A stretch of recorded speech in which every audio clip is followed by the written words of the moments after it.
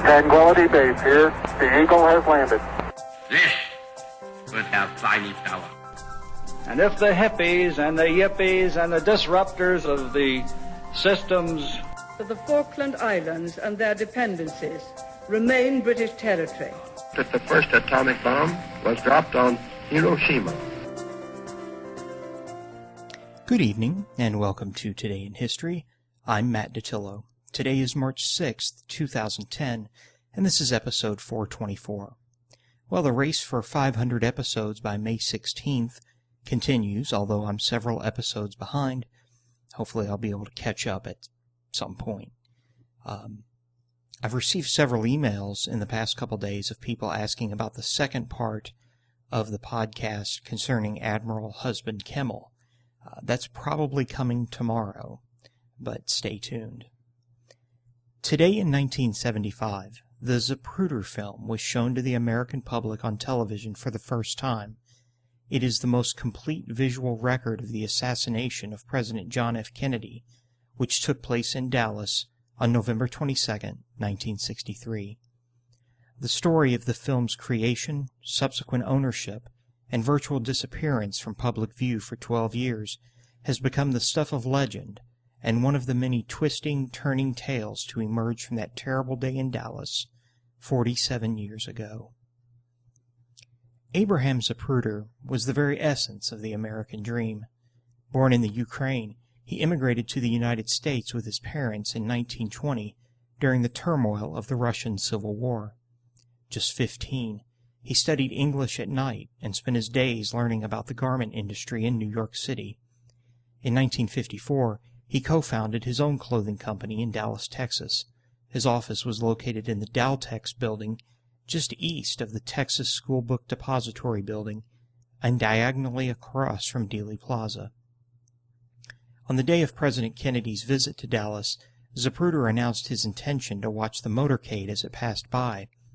He originally had no intention of filming the proceedings, but went home earlier in the day to get his Bell & Howell Zoomatic movie camera at the insistence of an assistant.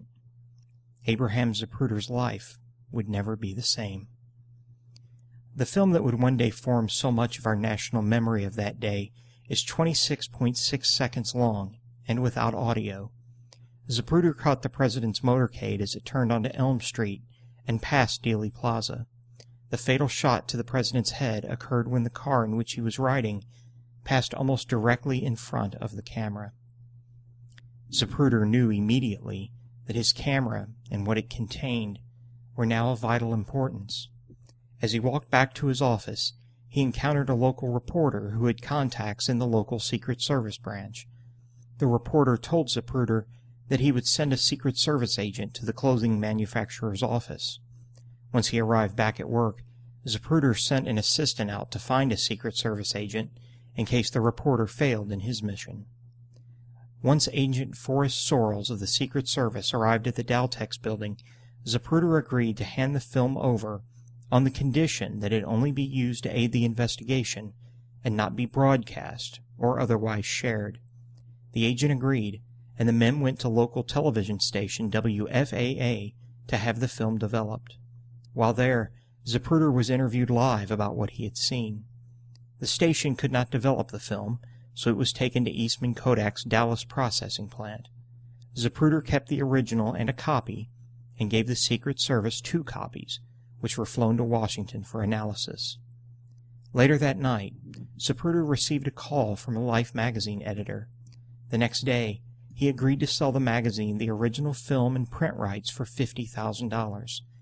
The agreement was amended 2 days later, with Life magazine agreeing to pay Zapruder 6 annual payments of $25,000 for the television and motion picture rights as well. He donated the first payment to the family of Officer J.D. Tippit, the policeman killed by Lee Harvey Oswald on the day of the assassination. He later added a condition to the sale, that frame 313 of the film be removed from any public showing.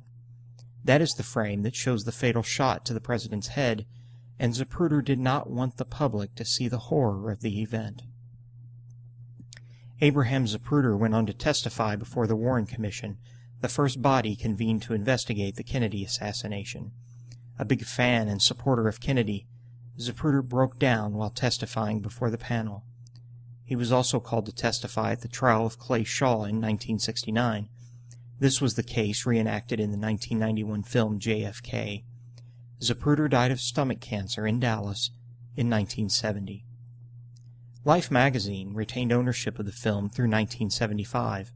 On March 6th of that year, the ABC network late-night show Good Night America, hosted by Geraldo Rivera, aired the Zapruder film for the first time. The public response to the event was sudden and intense, and eventually resulted in several more government investigations. Today, the original Zapruder film resides in Washington, D.C. as part of the National Archives. Abraham's family retained copyright to the film until 1999, when it was turned over to the 6th Floor Museum, located in the Schoolbook Depository Building in Dallas. That museum also owns one of the original copies of the film, made during the afternoon and early evening of the day of the assassination. In the end, Zapruder and his family benefited a great deal financially from the film. An entire generation of conspiracy theorists have also done well for themselves by using the film as proof that there are any number of alternate realities related to the assassination.